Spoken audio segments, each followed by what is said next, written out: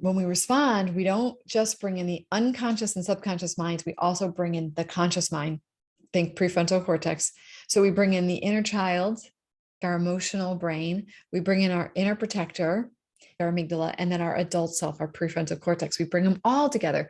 So we don't just take into consideration our immediate feelings, sensations, need to feel safe. We take into consideration ourselves, the people around us. We actually take into consideration the long-term effects of what we do, our values, what's happening in the moment, maybe even what's happened in the past. We can hold it all. So a reaction is like this tiny little dot of like a moment in time in us doing something, whereas a response expands us to be able to hold more. My name is Deb Blum, and this is the Whole Soul Way. It's my signature program that I've been teaching for the past 4 years, and I decided to offer the foundation lessons, exercises, and tools for free on YouTube and all of the major podcast channels. Because I truly believe that the world needs more of us healed, whole, authentic, and awake. And you know what? I don't want to be a barrier to anyone getting the help that they need. And in fact, I really want to be part of the change. Each lesson builds on the last. So if this is your first time here, make sure that you start at the beginning.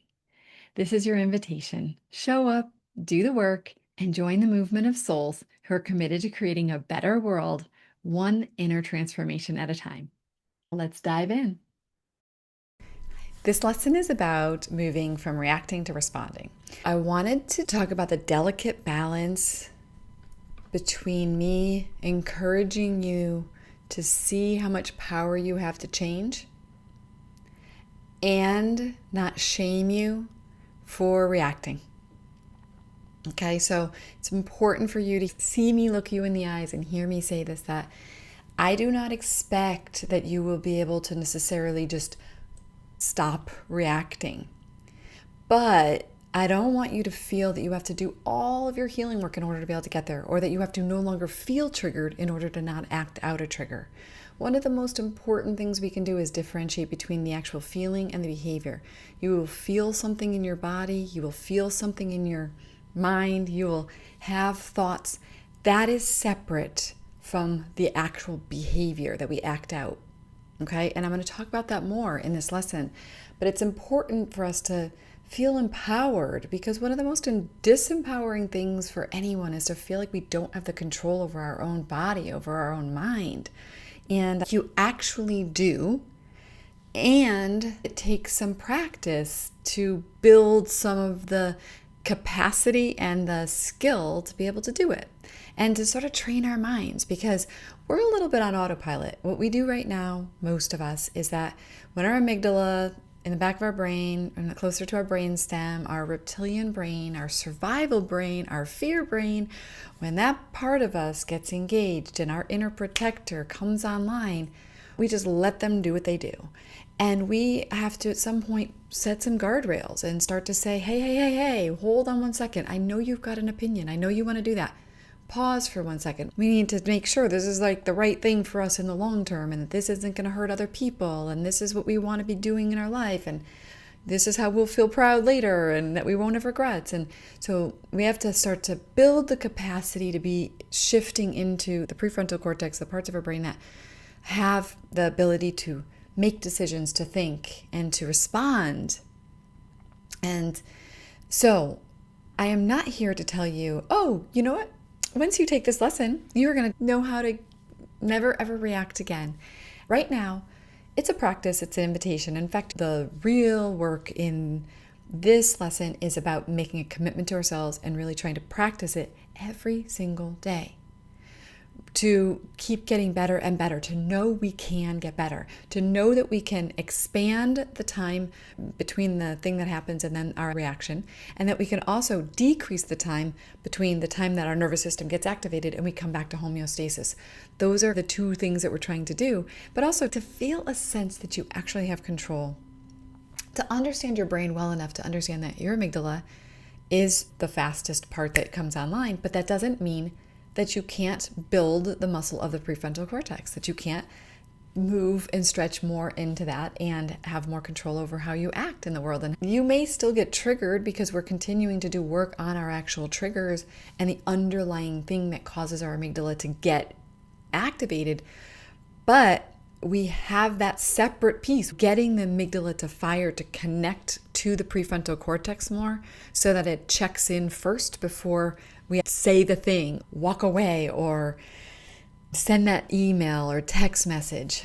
In this lesson, we're going to be talking a little bit more from the place of the fight actions because they're easier for me to emphasize. The person who tends toward fighting can see their actions. The person who retreats and doesn't speak, that person can say, well, I'm just a thoughtful person, right? I like to think before I speak. Or the person who people pleases, that person might say, but I'm just being kind. I'm just being a kind person. And we'll get into this a little bit more, but you just have to remember that we need to create the pause between those actions too.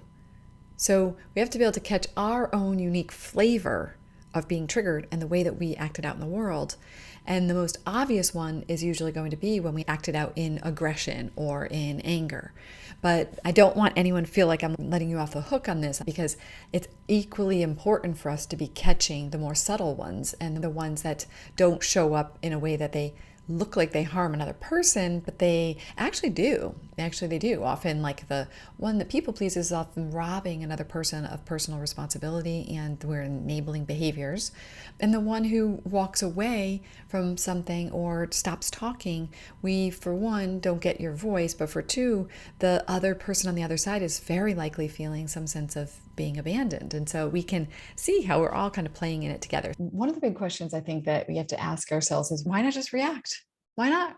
I mean, I think most of us would agree that the reason why we don't want to just react is because we don't like how it feels afterwards. Listen, here's the thing. Reacting comes from fear, right? So love is what we are, what we're born with. You know what it's like when you see a baby, and we're born from the place of love. Fear is what we learn and experience through living. When we react, we end up feeding fear. So we really do create a feedback loop of more fear because we feed it. But when we clear out that fear debris by doing inquiry work, by healing, we then open up a greater capacity to respond. So our journey is the clearing of that fear debris from our minds and coming back into acceptance and love. And I wanted to read this. This was from Marianne Williamson. She says, the ego speaks first and the ego speaks loudest. It will always make the case for separation. Someone did this or that, therefore does not deserve my love. In any moment, I listen to the ego denying love to someone to the extent that love will be denied for me. I pray for a power greater than my own to push back the storm of my neurotic thinking. What I place on the altar to God is then altered within my mind. My relationships are part of a divine curriculum designed for me by God or by the universe or by ourselves or by our soul. I invited his or her spirit to enter my mind so that my thoughts might be guided to innocence, love, and not stray to defense or attack. Thus will my relationships be blessed and their potential for love fulfilled. Dear God, may my relationships be lifted to divine right order and take the form that best serves your purposes. May all unfold within me and my relationships according to your will. Amen. Marianne Williamson sends out morning meditations, and it just seemed really relevant because I really believe what it is that we are trying to do. And the reason why we don't want to react is because we don't want to live from fear. We don't want to live from defensiveness and separation. We don't want to be rejecting. We want to actually feel love. So here's one thing about reacting is it can often look like responding. And that's why the motivation, the intention, and the energy behind it really matter. An example would be if you're in fawn, which is people pleasing, you might react to somebody with a people pleasing strategy. Like maybe you start complimenting somebody, but it's because you're afraid that you either did upset them or you might upset them. And so you use a strategy. Or you might be kind and generous or complimentary to somebody just because you felt really inspired. It's the same action, but different motivation behind it. Okay, so the difference between reacting and responding. So when we get triggered, It may not feel like it, but we do have a choice. It is to react or to respond. I don't know if you've ever heard of this before, but there's this concept of responsibility. And the breaking down of those words is to respond with ability. And I want you to think about that. We're trying to respond with ability, to take responsibility, to be responsible for ourselves and responsible for our lives. Here's the thing, a reaction, it's more instant. It comes from our unconscious and subconscious mind. It's actually from our instincts. It can be an instinctual self-preservation or self-protection action or reaction. And it's also based on our beliefs, biases, assumptions, fears, feelings, and needs, all the ways we've been sort of programmed over our lives by our parents and all the way through our lives. So, when you say something or you do something and then you look back and you regret it, well, that's actually when that inner protector or that trickster ego is coming in and running in the show. And the problem is that our reactions are totally based on the moment. They do not take into consideration long-term effects. They don't care whether it's a bad thing. It's just about right in this moment, this is scary, or this is bad, or this is painful, and we get into action, we mobilize. So remember, our inner protector, all she cares about is survival, safety, and certainty. So truly, the reaction is a defense mechanism or coping strategy. And the reaction comes from the amygdala. The response comes from the prefrontal cortex. It's a little slower to respond. When we respond, we don't just bring in the unconscious and subconscious minds, we also bring in the conscious mind, think prefrontal cortex. So we bring in the inner child, our emotional brain, we bring in our inner protector, our amygdala, and then our adult self, our prefrontal cortex. We bring them all together. So we don't just take into consideration our immediate feelings, sensations, need to feel safe. We take into consideration ourselves, the people around us. We actually take into consideration the long-term effects of what we do, our values, what's happening in the moment, maybe even what's happened in the past. We can hold it all. So it's like a reaction is like this tiny little dot of like a moment in time and us doing something, whereas a response expands us to be able to hold more.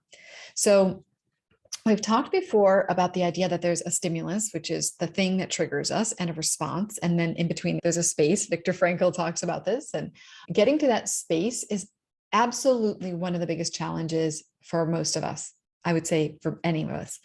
And this is the thing I grapple with most, is how do we teach how to get to that space? And I want you to know, I completely empathize with how difficult it is to get to that space. All right. Brene Brown does this formula, and it's just so clear, right? You have a stimulus on the left with these two brackets and then response. And you want to basically expand the time in between those two brackets. That's what our goal is, to expand it. And most of us, looks like reaction right now. So right now it's like stimulus, react.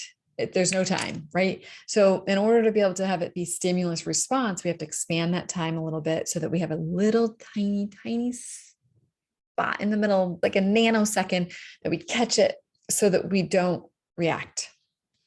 Our goal is to increase that time because it does give us time to bring in our prefrontal cortex to think. The other thing to remember is that as we do proactive work to regulate our nervous system, whether that is through breathing exercises or slowing down your life, or whether that's journaling or doing inquiry around why you're triggered, any healing work you do, all of these things that we do, they are building our inner resilience. Alongside trying to catch that nanosecond, we also are working to decrease the time that is between our nervous system's reaction. So when we get this heightened response, our body's mobilized, we're in fight, flight, or freeze. And when that happens, we're in that heightened state. And what we're trying to do is increase that time from that happening to recovery, or to homeostasis, or to calm. And there can be times, and this can even be after you've done a lot of this work, where it takes a long time to calm down and get out of that space. But ultimately, we can get to the place where the time from being triggered and our nervous system is activated to calming down can happen in the moment. But I know for many of us, it takes a while, probably at least hours, and maybe even sometimes weeks before we feel like we come down and we're now able to see more clearly. So our goal is to decrease that time. Exercise physiologist is working with somebody to determine their cardiac health. It's not so much the question of how high your heart rate goes up when you're doing strenuous activity, or even how high it goes up quickly or slowly or any of that.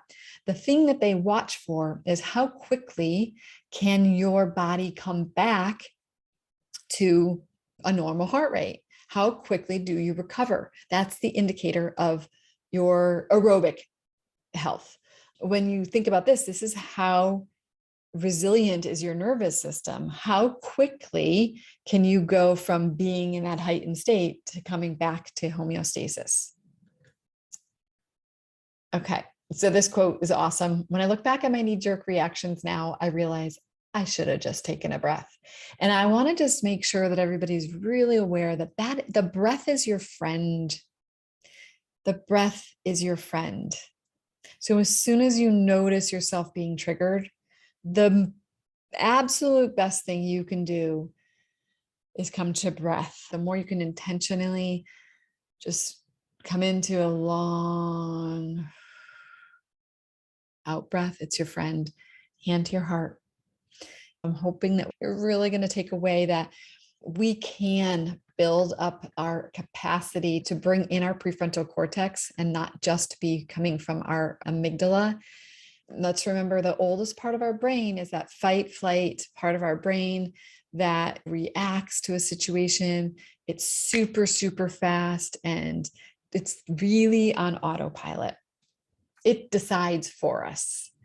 And then we have the limbic brain, which is our emotional center where we are feeling our feelings. And often we don't want to feel some of the feelings. And so that can even trigger our inner protector coming up. But what we ultimately want to do is come into our newest brain, our thinking brain, so that we could be starting to live from all parts of our brain, not just on autopilot, not just emotional, not just rational in thinking, but where we bring it all together and we can maximize our ability to be a high functioning being, right? To create our lives rather than to let our lives be run by our fear.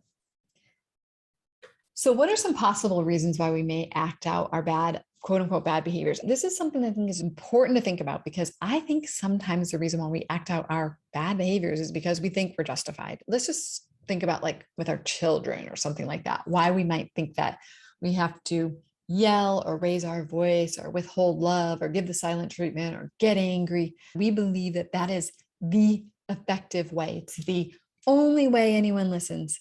We're not really even triggered, but we use it as our strategy. And I believe that the solution to that is actually to work on coming up with better ways to gain cooperation and respect. This is really a power over or dominance move. It's often because we were parented that way and we believe it's the best way. So I would just say for anyone who's here who still believes that that is actually the way to get things done, and you truly believe it, it probably isn't really the right place for you. But if you believe that, but you want to be changing it, that's a different story. And then we have to start to talk about best practices around parenting and relationships and how to communicate best. But when we come from this belief that the only way anyone listens is when we do this, and so even when we're not triggered, we almost like pretend it or we do things just to make a point.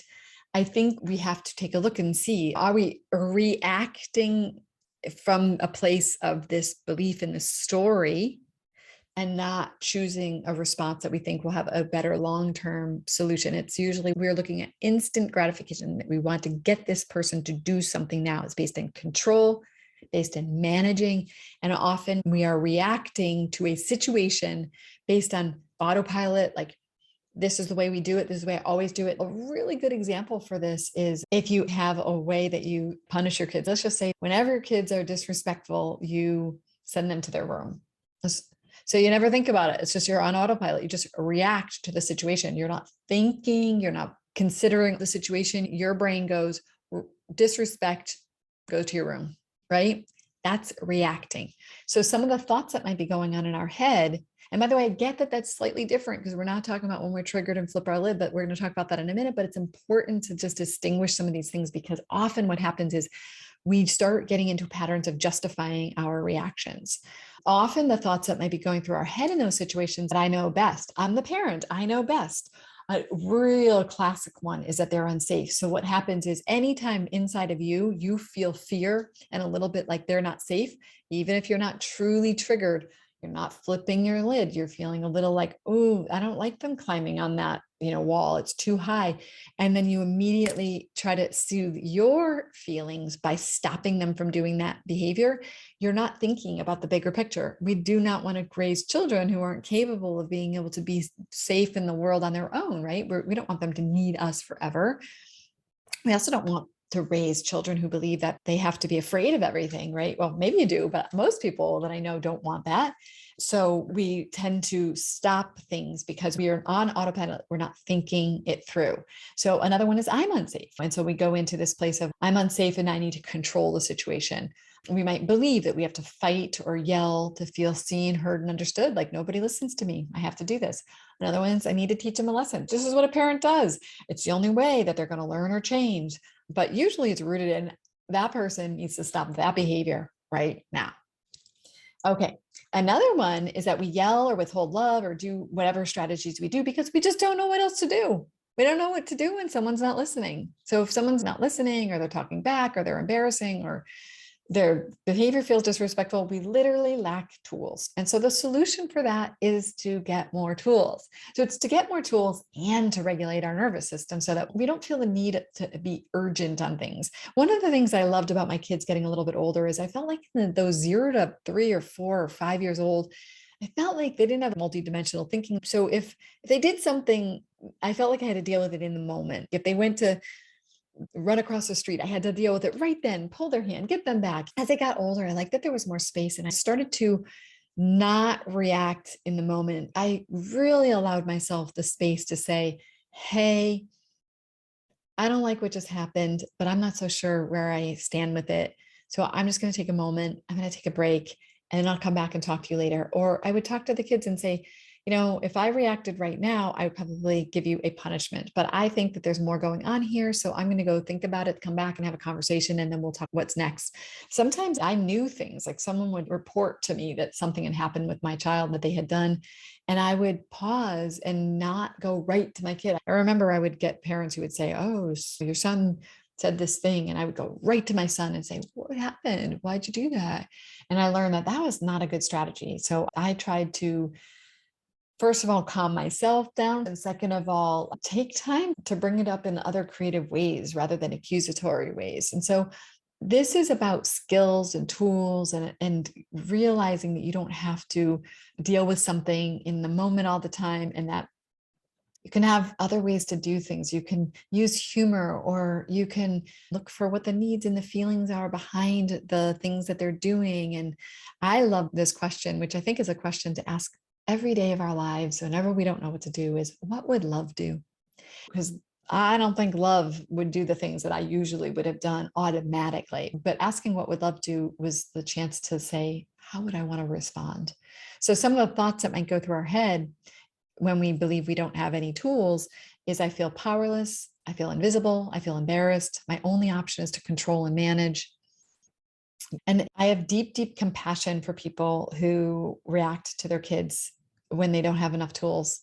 Because like, what else? What's your alternative? Even this, if you have always lived your life thinking that the only thing you can do is react to whatever your body's telling you, and your body is saying run, your body's saying fight, your body's saying if that's the only option, you would think that that's it. Even this conversation here is expanding to something else is possible. I don't have to react. I can choose a response.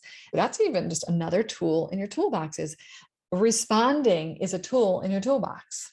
And then within responding, we start to have so many more options for what to do in a situation, because once we've busted out of having to just do something based on what my feeling in my body is right now, and my fear for the future, my fear for my kids' future, once we bust out of that, we start to go, wait a second, I can be playful here. I can have a conversation with them. I can ask them questions. I can be curious. I can wonder.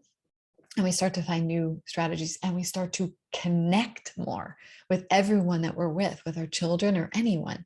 Now, the last one is the hardest one, which is when we're legit triggered and we've officially flipped our lids. We rarely think that this is a good situation. We're usually fraught with guilt and embarrassment later. And we feel horrible that we're so out of control, but we don't know how to stop ourselves. That's the hard one, right? Like the other two, you can start to go, okay, in that situation, I might have a different strategy. I might try to be more creative or whatever. But when we flipped our lid, that's what we're talking about mainly here. And the biggest challenge is how do we find that little second, right? In between that nanosecond, right? And the thing about it is that in our heads, we've got some levels of all of the other things above, and I'm unsafe, I'm unworthy, the person did this, and so I'm justified. It's scary time. It's really a scared time in us. And so that's probably one of the most important things for us to really get a handle on, but it's not quite as easy as we'd like it to be. I like this quote by Buddha, which is to straighten the crooked, you must first do a harder thing on yourself, straighten yourself. So we always want to straighten up everybody else. We always want to fix everybody else. And yet at the end of the day, we got to do our own inner work. That's just the way it is. All right. So I want to talk about this concept of self-commitment. I've talked about you have a choice. I've talked about that you have another alternative to reacting. And I want to talk about self-commitment, which is really taking 100% responsibility for our emotional reactions. Remember, responsibility, responding with ability. And it's hard.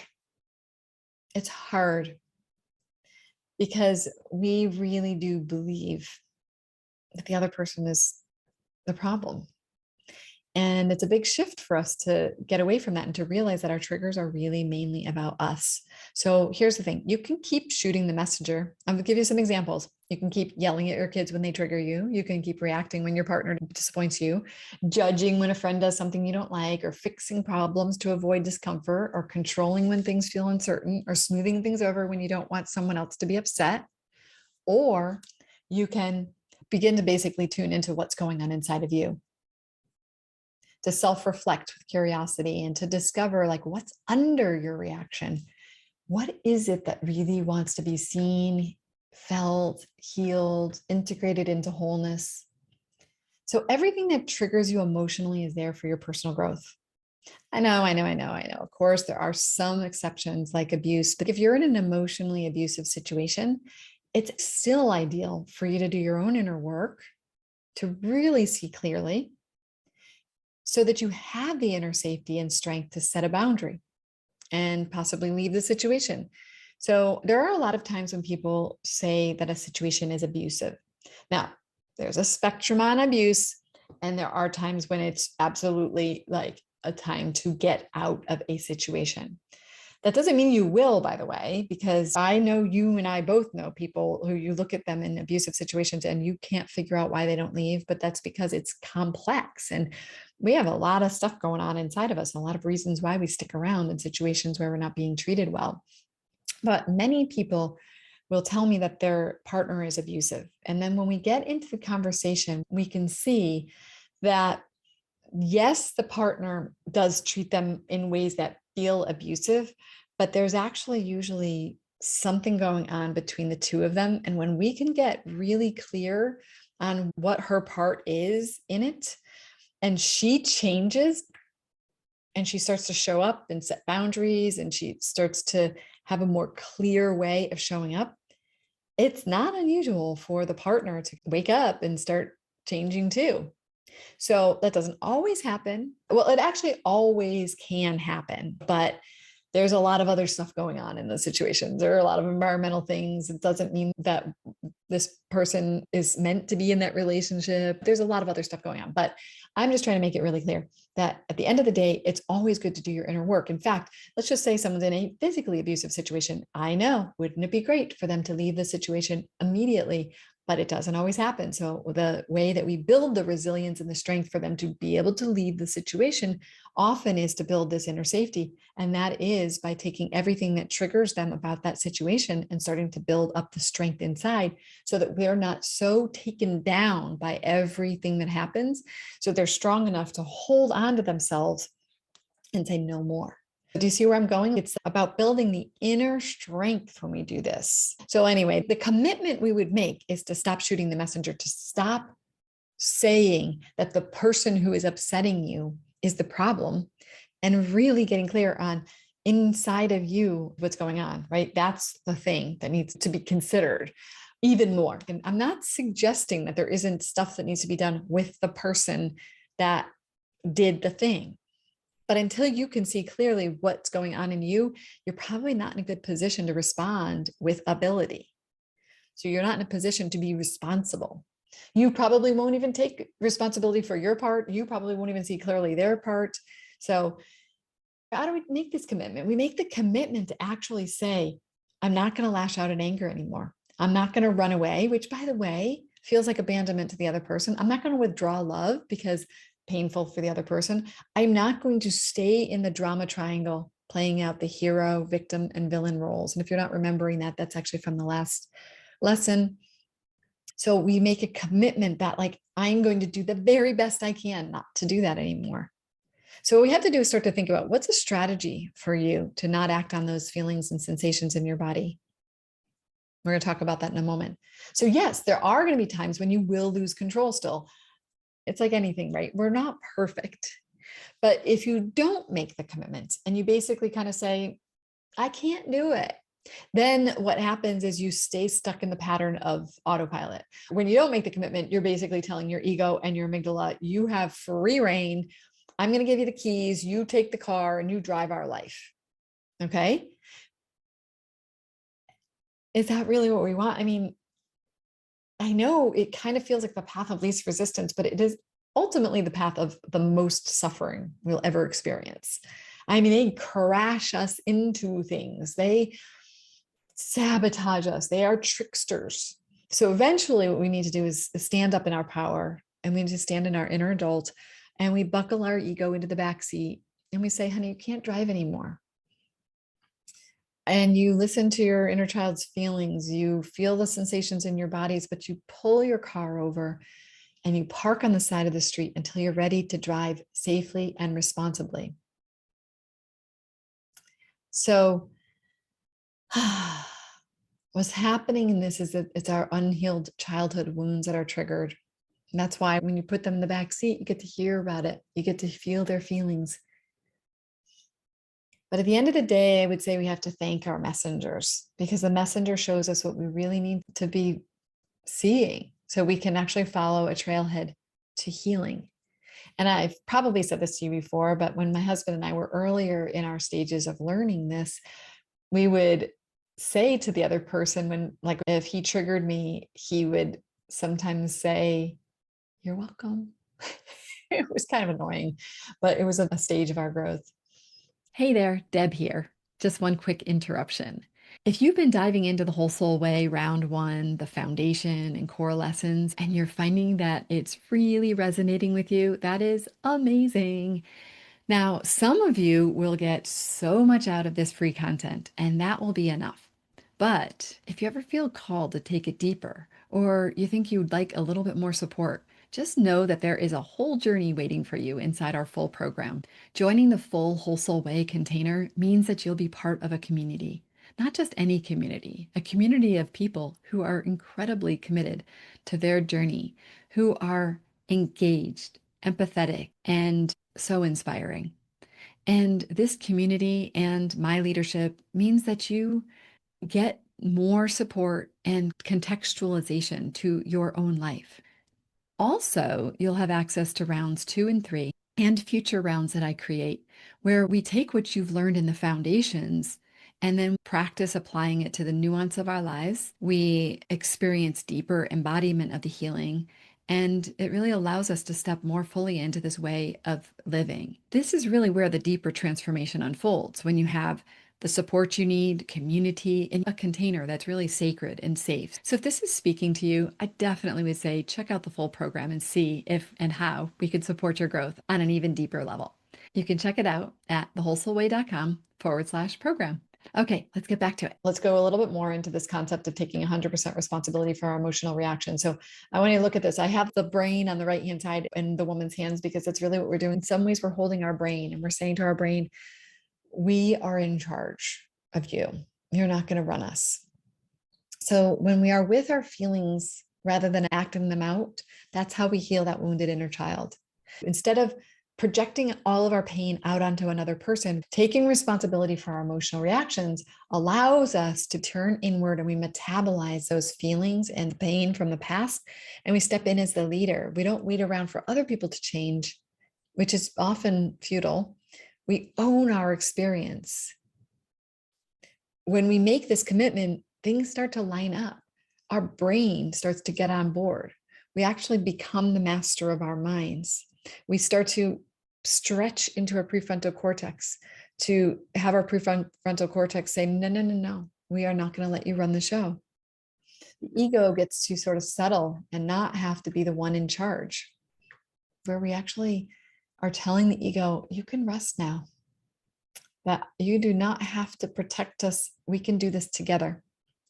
So let's talk about these important things that we need to be doing in order to be stretching into our prefrontal cortex. So remember, the automatic brain is the amygdala. It's the part of our brain that just comes online so fast. So we actually have to build the capacity to be creating the communication between our amygdala and our prefrontal cortex. So pilots have to play out just countless scenarios, not because it will probably happen, but so that when something does happen that's a really extreme situation, it's natural for them. They've built a groove that allows them to jump right into action and take care of what they need to do, land the plane under distress situations. That's what we want to do too with this, is we want to be telling ourselves we're capable of not reacting to our trigger. Telling ourselves that we have the ability to find a pause, but we also want to plan for what are we going to do? Like contingency planning. Like, what are you going to do the next time? Some of our triggers happen over and over and over again. Like, let's just say our kid is disrespectful. So every time they're disrespectful, we do the same reaction, right? But if we start to plan, wait a second, I am not going to do that anymore. I'm going to do something different. And we imagine in our heads, what are we going to do? So I would encourage you to think of a scenario right now that you keep on having as a repetitive trigger. And I want you to think about what you normally do and then start to come up with, what are you going to do differently? If you tend to be a more reactive person who is in more of the fight response, I know for me, I'd imagine duct tape in my mouth. I would squeeze my lips together. Someone else told me that they bite their tongue. Maybe you're just going to breathe. You're just going to breathe, or maybe you're going to start looking around the room and saying in your head, like, I'm thankful for having a house. I'm thankful that I'm actually really safe right now. It could be, I'm going to put my hand to my heart. Now, I'm going to give you a couple other options in the future for what you can be doing, so you can pick from that. It's anything you want to do, but something that's going to make you stop reacting. It's going to stop you in your tracks. So it's basically like this. As soon as I notice the sensations in my body or whatever it is, I'm going to pause. How am I going to pause? I'm going to pause by touching my lips. I'm going to walk away, whatever it is. Maybe if you tend to withhold love, you're going to stay present and put your hand on your heart and tell you yourself that you love you. So it's getting creative with that. How are you going to remember to do inquiry is another question, because one of the things that happens is if you don't do any inquiry to question why you got triggered and what the feelings were, then you will probably keep playing out the same trigger. You might get better at not reacting, but inside you might still feel it. When I first decided that I wasn't going to react to the stimulus that would normally trigger me, I did not actually have a strategy, and I was not doing any inquiry work. I just made a decision that I was no longer going to lash out at people. Now, I had plenty of other ways I was acting out triggers, but I was no longer going to say mean things or raise my voice or argue or anything. I was going to just put duct tape on my mouth. So I didn't do any healing work first, but I know now over the years, as I have come to understand this better, that I must be doing inquiry work too, so that I won't actually be triggered. Because yes, we want to for sure increase the space between stimulus and response so that we have a chance to take a breath. For sure, we want to heal our nervous system so that when we get triggered, that we can come back to homeostasis faster.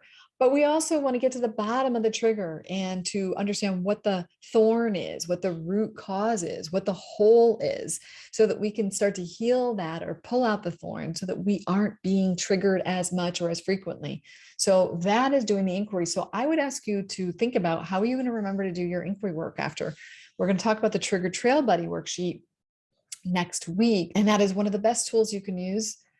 But I would highly recommend you start to say in your mind that you need to do that as well. Because if you're not thinking about that as well, what will happen is you get triggered, you maybe do make it through it better, you're proud of yourself, and you get to the other side, and you're like, oh, look at that, I did such a great job, but you didn't really get to the bottom of it. So then you still get triggered again.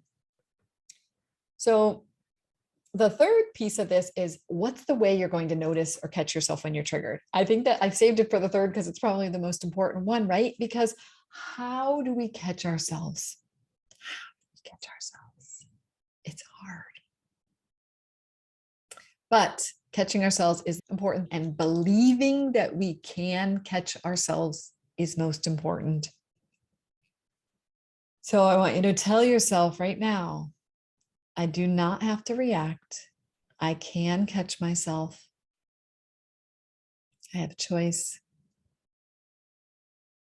So how are you going to notice it? For me, it's my body sensations. So I could feel in my body the adrenaline.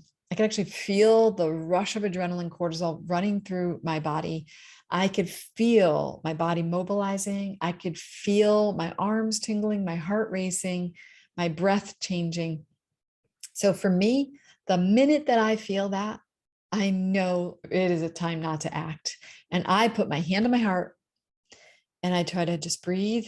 And I imagine myself coming from that heightened state down to a calmer place. And I can almost always bring myself back to maybe not perfect homeostasis in the moment, but within a short amount of time, I can. There are a couple times I get caught here and there where I notice a week later that, wow, I didn't really come down from that until now. But generally speaking, I can. Sometimes I think that I'm in homeostasis, but it's my ego trickster and I'm actually still a little bit triggered. And by the way, you don't have to stop at one point. There are lots of chances to interrupt the trigger flow. Okay. I don't know if you ever heard people talk about this, but a lot of parents who have teenagers will say to their teenagers, listen, you may go out and you may make a bad decision. You can stop at the first bad decision. Just because you made one bad decision doesn't mean you need to keep making bad decisions for the rest of the night. Because what happens a lot of times with kids, it's like they first start by drinking too much, and then they do something stupid like get in a car with someone who's driving or drive a car drunk. And then the next thing they do is decide to go hang out in a field that's illegal to be in. And then they go over to someone's house and break into their house to go find their friend. They just keep doing more and more things. And so at some point we have to stop the process, right? Same with this. Just because you already started yelling, or just because you already withdrew love, it doesn't mean that as soon as you catch yourself in that behavior that you can't stop. So just because you already are feeling really big feelings and you're just about ready to lash out and you have a lot of velocity toward acting out your trigger, you can stop. You have many, many times along the trigger flow that you can stop. So I wouldn't even say just one way. I would actually say a couple of ways. If I notice my physical sensations and can stop, great. If I don't notice and I start my behaviors, whenever I feel like I'm a victim, I'm stopping. Whenever I start blaming, I'm going to bite my tongue. Whenever my voice gets loud, I'm going to stop. See where I'm going with this? So you want to have contingency plans for this. And the more that you practice this, it's like, how do you envision, okay, when I get triggered, I'm making a commitment to myself right now that I'm really going to pay attention to my body sensations and I'm going to stop myself from doing it. Now, will you do it all the time again? No, maybe not, or maybe you will. But this is the first step.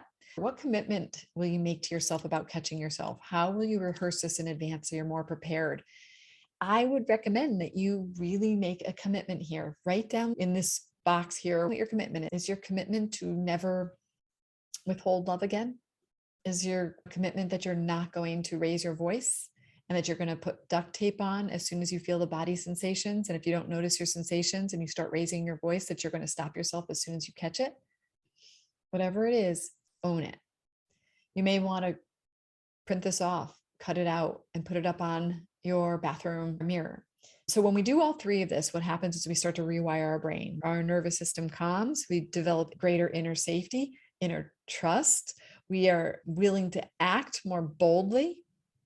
You might find that you're in a situation where you get triggered by someone, and in the past you would run away, but instead you say, no, that's a no for me. That's not okay. And you start to stand up for yourself. You start interrupting patterns, and ultimately you're getting less triggered and more empowered. This is probably one of my favorite quotes in the entire world, and it keeps me on my path of integrity, which is the ingenuity of self-deception is inexhaustible. I love it, from 1881, because it's so true. We deceive ourselves in so many creative ways, that trickster ego.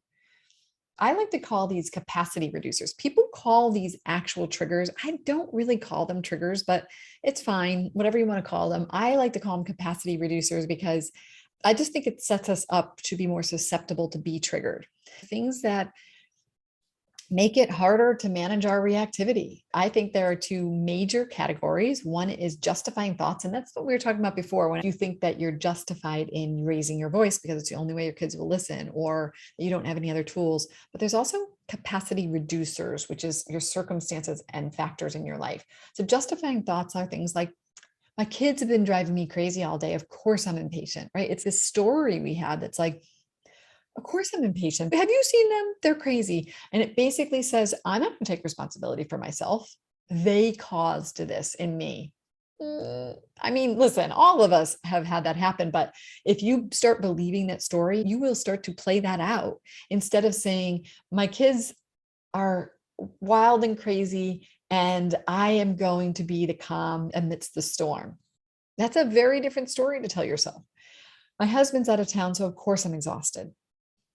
I'm not saying that you're not exhausted, but does that justify you being triggered? Not really, actually. Especially because when we're triggered, we're usually causing harm to other people. So, I mean, if you're triggered, fine. If you're triggered and you go back and you journal on it and you take care of yourself. But if you're being triggered and you're reacting, I don't know. Can't I just sometimes be in a bad mood? And I would say, for sure. The question is, do you need to act out your bad mood onto other people? If they would just do what I say, I wouldn't have to do XYZ, right? If they would just listen to me, I wouldn't have to raise my voice. That's coming from a place of powerlessness. And I think that the invitation is to get more creative and to get some support to help you to be able to gain more cooperation without having to be coercive or controlling or dominant or reactive or lashing out. I'm just trying to keep them safe. That's my job as a mom. And that's like a classic thing, right? Like the reason why I yelled at them to get away from that thing is because I'm trying to keep them safe. And I get it. I get it. I totally do. The thing is, these thoughts feel real, but remember, thoughts are all possibilities. They are not facts. They're stories that we tell ourselves to justify our bad behavior. It's really what it is. We allow ourselves to be reactive and to act out because we feel justified. I'm curious what you think of this, because I think some people will feel a little bit like, on this one, because we want to be let off the hook. We do. It's easier just to barf our emotions onto people. It's easier just to let it out. But there is a point as we come into greater and greater emotional and spiritual wholeness where we have to really learn how to restrain ourselves from acting out our emotions to other people. A lot of times, women will shift from lashing out to biting their tongue and stop there, because we also have another layer in there of conflict avoidance and or people pleasing. And so what will happen sometimes is we'll start to be able to refrain from saying something to somebody, but we end up still at some level being in a reactive state. which is almost like, fine, I'm not going to say anything, just like keep their mouth shut. And they go to the place of maybe even being the virtuous one, like, well, they're getting so angry and now I don't get angry anymore because I just learned how to be calm and I'm just not going to react to that.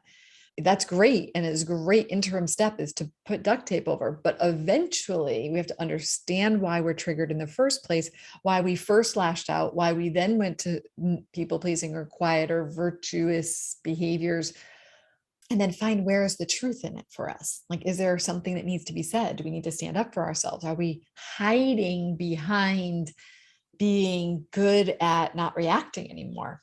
And so this is always multi-layered, right? So what we're talking about right now is that step of choosing to not succumb to or indulge in that instant reactive, tempting, yummy, urgent thing that will feel best in the moment. But if we stop there, then we won't go to the place of empowerment and liberation from it. So I know for me, when I did stop reacting, I was suppressing my voice for a while. And that was okay because I had to learn how to calm my nervous system down a little bit more and then build that inner safety to no longer suppress my voice. Because a lot of times the reason why we get angry is because we feel like we're not being heard. So we lash out to get heard or seen or for somebody to finally get it. And it's usually highly ineffective because both people are super triggered. But when we calm our nervous systems down and then we trust that we are worthy of being heard and we build that inner safety, then we start to be able to bring our voice to conversations without having to do it from a triggered state. Okay, enough of that. Let's talk about actual capacity reducers, a little bit more lighthearted here, which is when we're sleep deprived. Like, I have a lot of compassion for these things. This is why I said before in the intro video, and I'll say it over and over again, is that I'm trying to find the delicate balance between telling you that you have the power to make a change and not shaming you for the fact that your biology is doing what it's doing. So your body and your brain are doing exactly what they're supposed to do if they're in a fear state and if the amygdala gets engaged. But we have power. And there are times when our capacity is reduced and we have a harder time controlling ourselves. So when we're sleep deprived, we're hungry. If we're late, oh my God, being late is the biggest trigger for most people. I recommend with people that as soon as they notice they're late and they're starting to notice they're getting anxious, to send a note to the other person and say, I'm late and I'm going to be there soon, and just really own that.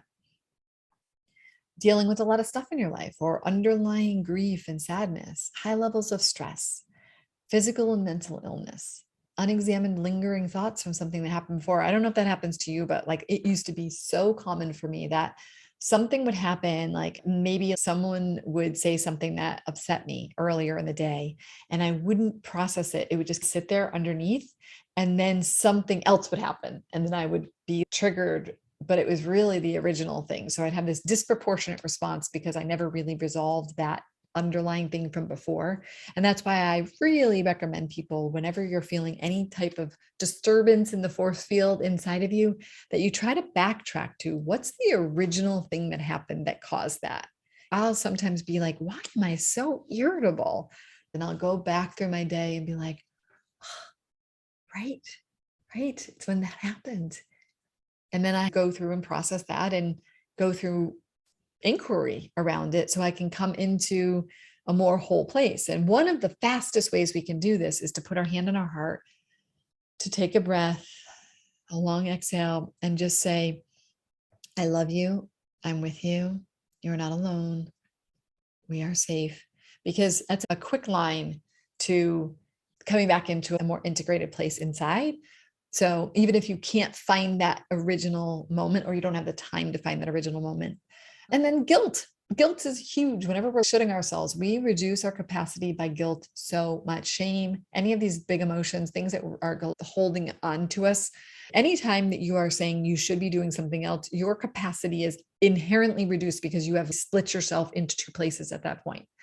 Mentally, you are now in the place that you think you should be and the place you are, and neither one of them are really like you're fully there. And so your capacity is reduced.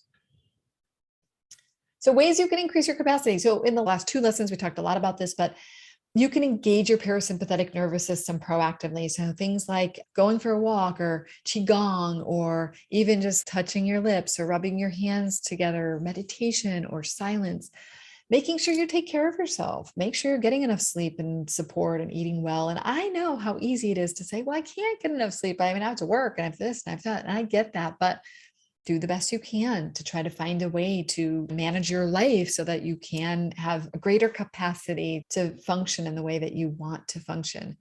Notice wherever you have resentment building up or if you're feeling helpless, and get some support. Allow for more time. I used to say to people that had the morning rush with their children, I used to say, listen, you're going to have to find the sweet spot. You're going to have to keep waking up earlier and earlier, or everyone probably, to increase, to get to the point where you have enough space in your morning that you're not running around like a chicken with your head cut off. And you could find that sweet spot. I say, try not to parent for other parents' approval, or try not to just be anyone because you're trying to get other people's approval. But the parent thing, man, I tell you, I used to do things just because I wanted other parents to not judge me. A lot of pressure.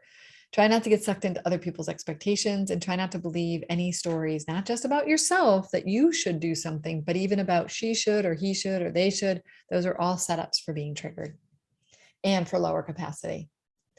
All right. We talked about how hard it is to catch the trigger. It's just real and true that it is hard once you've been triggered, actually catch it. But as soon as you catch it, remember, it could be the moment of the actual feeling inside of your body. It could be the behavior that you notice, whatever it is, you catch it, stop. At that point, I find that one of the best things we can do is use our breath and to come in as our inner adult. Remember, when you're triggered, your inner child, your emotional brain's having big feelings. Your inner protector's responding to keep you from feeling pain and to keep her safe, or to keep you safe, to keep your human body alive. Your inner protector, your ego, is quick to respond and wants to protect you at any cost, including your future relationships, your goals, your desires. It doesn't matter. Your job, your inner protector is like, boom, right? So as soon as you notice that you're triggered, you want to step in as your inner adult self, your loving parent.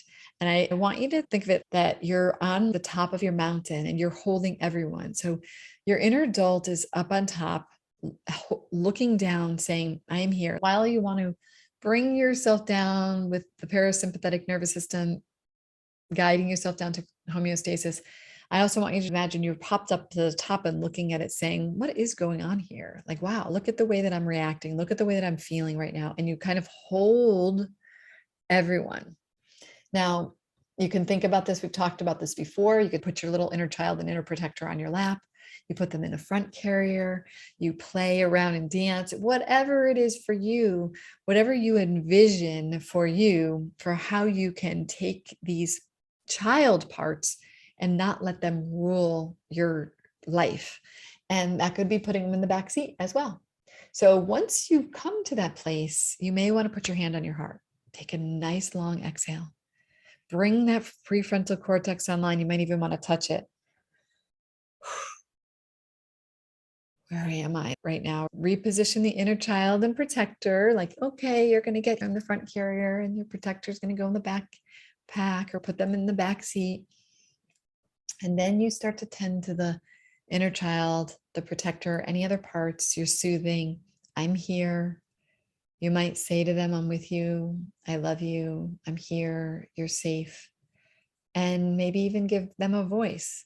But at the end of the day, you are coming to the place where your adult self, your prefrontal cortex, your whole self is responding to the situation instead of reacting, right? And you could be in a business meeting and you notice you got a little triggered. You started to lean in like you wanted to have something to say, but then you thought, I don't know if this is a good idea. I'm pretty triggered right now. So you sit back, put your hand on your chest, and you breathe. And you imagine yourself stepping in as your adult self, reminding yourself that you're safe. Maybe you even write a couple notes on a piece of paper. Okay. So that's one way to do it. So this one's a little more body-centered approach. And it's basically when you feel it, your heart's racing or whatever, you just notice it and you stop. Okay. The next step is to feel it. It's all about feelings. What are you feeling? What am I feeling in my body? What are the thoughts that I'm having? What am I feeling? I feel so unimportant, or I feel so sad, or I feel so embarrassed, or whatever it is, right? And you're noticing all of that. And then noticing your breath. If your heart's racing, focus on the longer out breath. Again, putting your hand on your heart. And then maybe you're starting to notice, like, okay, can you do something to bring yourself to the present moment, looking at your hands? Remember the social engagement system of our bodies in polyvagal theory? You may find that you want to engage with other people, look around, see who's there, see that you're not alone, that you're not in danger. In the moment you feel, you breathe, you bring yourself to the present moment and engage with other people. It's another way, because some people don't resonate with stepping in as your inner parent. It might not be as resonant with you, though. Next, we're going to be talking all about parenting ourselves. So we'll hopefully get more on board with that. The STOP formula is from Deepak Chopra. So here's the thing. Again, if you don't catch it, you're not going to be able to do this. But as soon as you notice that you're triggered, you stop. And the acronym is STOP, with the first letter being stop. This is where you go to the place. What are you going to do? Walk away, give yourself a timeout, literally shut your mouth. If you're in the middle of yelling, stop. Acknowledge that urge to set your child right, or to tell that person that he's wrong, or get her to stop. But do what you can to resist that urge. And then no action, right? No actions, no decisions until you're calm. It's all about stopping. Okay. And then it's taking a breath. That's the T. So you're in that lower part of your brain, the survival brain, your heart rate is up, your breathing is shallow or it's racing, your muscles are tense, you're noticing all this stuff. And so to calm down, we're going to breathe the long out breath, and then also noticing your body, noticing your feet on the ground or your bottom on the chair. You can also do things like go splash water in your face, or go outside, or walk around. These are ways that you can interrupt the process. Now we want to observe what's happening. What body sensations and emotions are there? Are you hooked by a worry, like my kid's never going to have any friends, or a thought like my husband should know better, or feelings like I feel invisible and I don't matter? Remember that Deepak Chopra is about not being attached. It's this idea you are not your thoughts and your emotions. You're not. So we have that nanosecond. It's like, how do you catch that little nanosecond? And remember, once you've caught it and you're in this observation place, you can start questioning, is this true? Thoughts are simply possibilities. You can choose to believe them or not. And they're usually perceptions and interpretations of a situation that often are wrong. They're usually based on fear and our brain's belief that this situation is the same as that childhood situation, but it's not. And then, only then, can we proceed.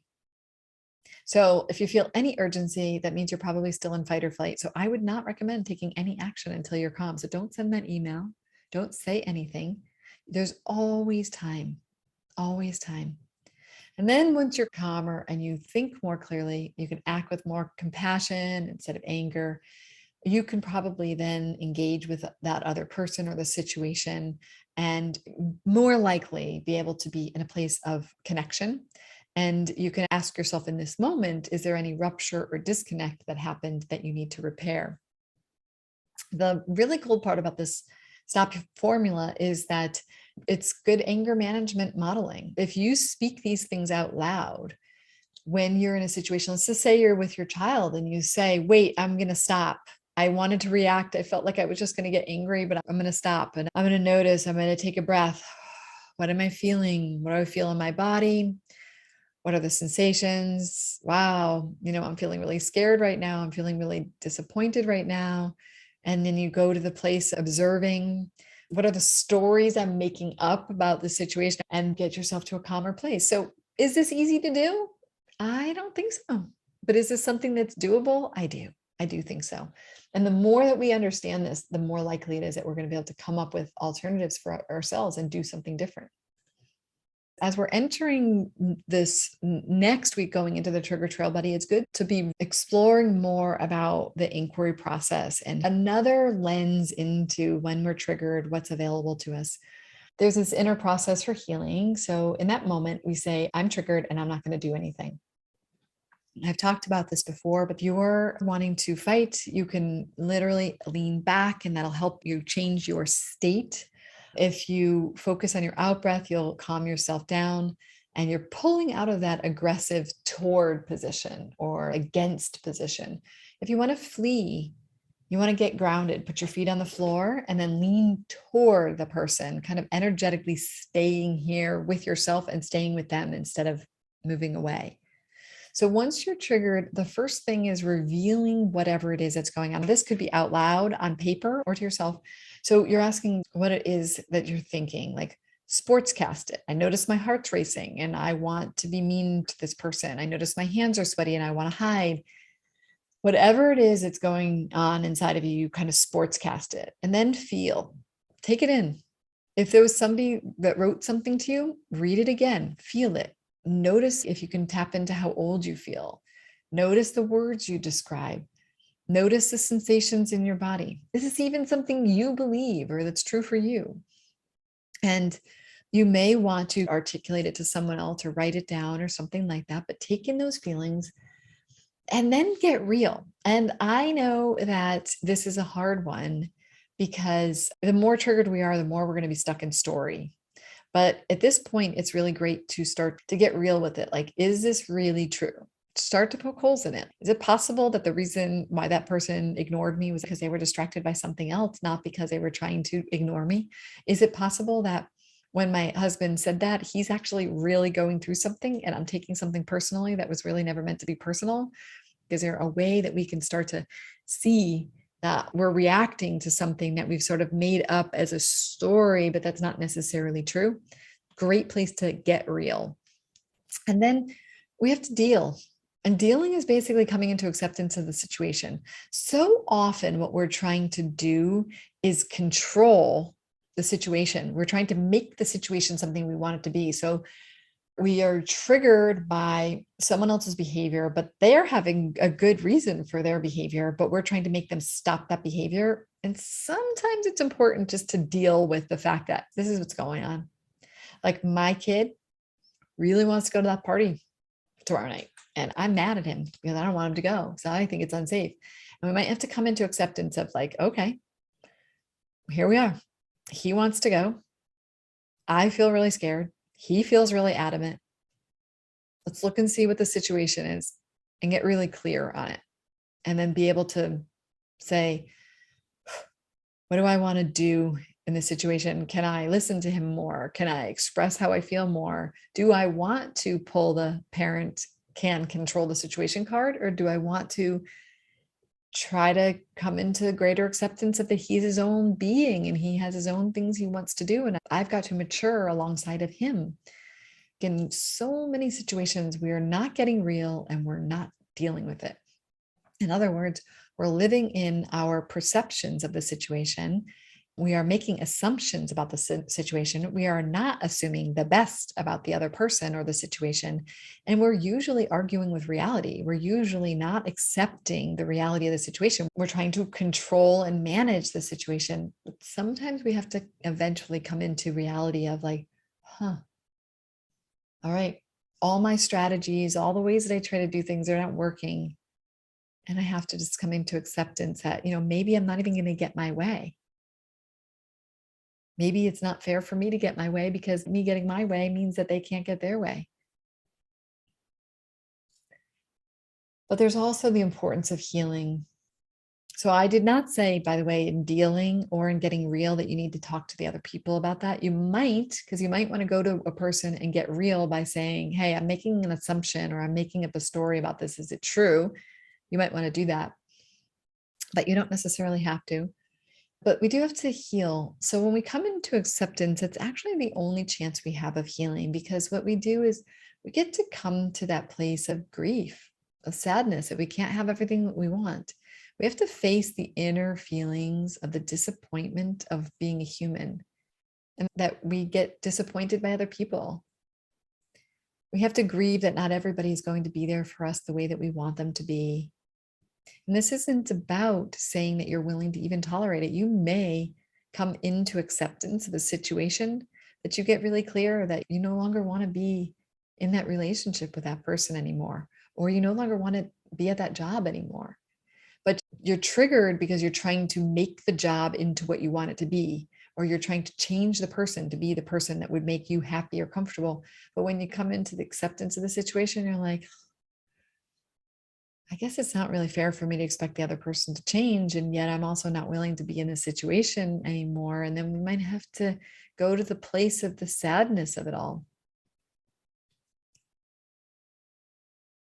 We might have to look underneath and really go to those feelings, needs, and fears, and really listen to ourselves and go back to those childhood wounds of when you didn't feel heard when you were little, or when you didn't feel respected when you were little.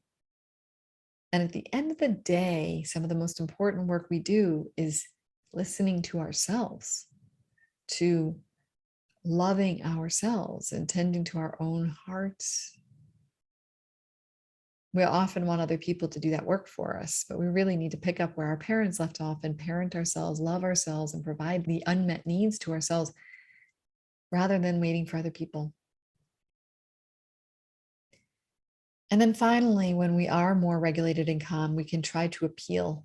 And when I say appeal, I don't mean manipulate or like appeal to their heart so that they'll want to do what you want them to do, that kind of thing. That's not what I mean. But appeal to their heart because you come from your open heart.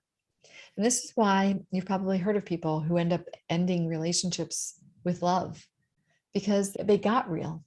They did deal and they did heal.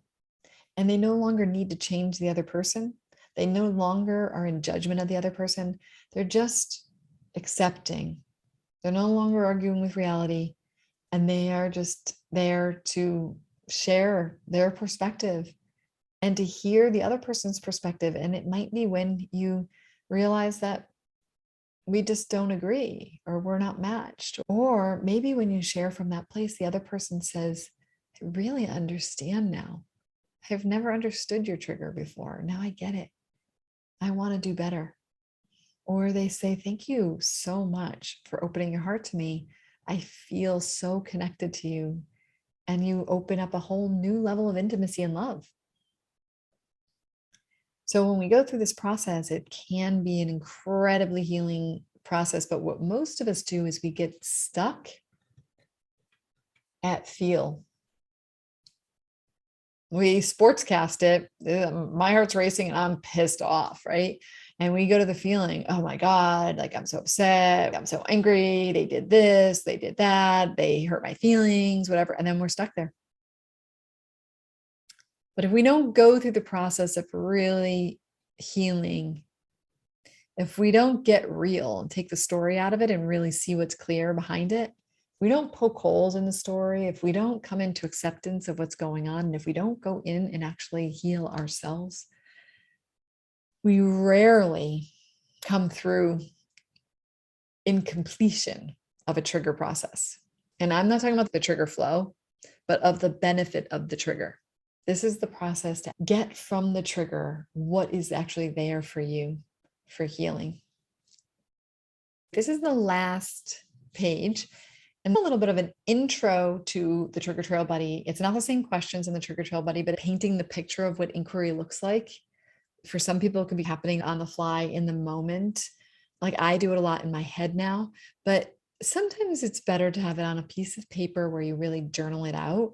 And so here are some of the questions you might want to ask yourself. Tune into your emotions. What triggered your emotions? What triggered you in that moment? Why do you think you're feeling what you're feeling?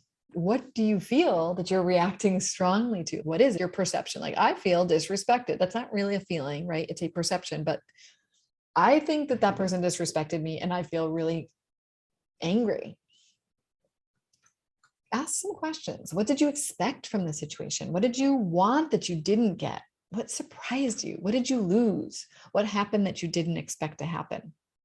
These questions are important questions because often it can reveal to us more about who we are and what we are grappling with in our minds and our hearts and our fears. And then talk about what fears come up. I was afraid I was being excluded and not accepted. I was afraid that I'm out of control or I'm embarrassed. And then what belief do you hold that you felt you must defend? Was it the belief that people should not disrespect me, or I deserve more, or people shouldn't do that? These are beliefs. And then sometimes we want to question them, question the belief. Like, is it really true? Like, is it true, as an example, that children should not disrespect their parents? I happen to believe that that's a bunch of poppycock, because I want my children to be respectful to me because they feel like they respect me. But if I'm somehow disrespecting them, and that can look like I'm not listening to them, or I'm not acknowledging who they are, or somehow I'm silencing them, if they're feeling disrespected and then their reaction to me is to be disrespectful, is that the most mature way to act? No, but they're children. So if my child is acting disrespectful, I have to believe that something else is going on in there. And what is more important to me is my children being able to stand up for themselves in the world. And so I'd rather teach them slowly over the long arc of learning how to be respectful, rather than to basically shut down disrespect. If you find yourself super quick to react to the idea that people shouldn't disrespect me, we need to then go back to childhood of, well, when did you get disrespected as a child? So we need to grow up that part. And then we also have to go to the places of, where do you disrespect yourself? Right? Where do you disrespect yourself? Because truly often what's happening is we're being given a mirror and the outside world of what it is that we're feeling inside. So if I'm being disrespectful to myself and other people are being disrespectful to me, I need to shore up my relationship with me and more respectful toward myself. I also invite people to really get clear on, what does respect look like? Because sometimes people say respect looks like obedience. So we have to be really clear. Is that what we're looking for, is obedience? People should obey me.